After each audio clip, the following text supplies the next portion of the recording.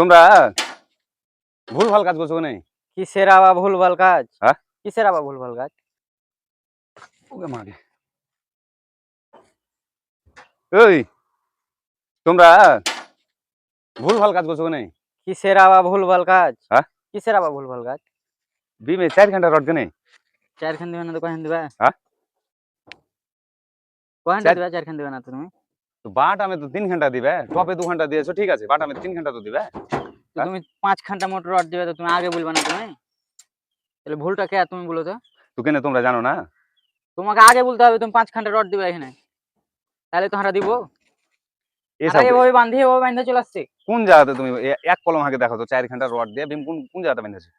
হ্যাঁ, সব প্রতিটা বিমই তাই করেছে, প্রতিটা বিমই তাই করেছে। এখন ভরাও তো যাবে না।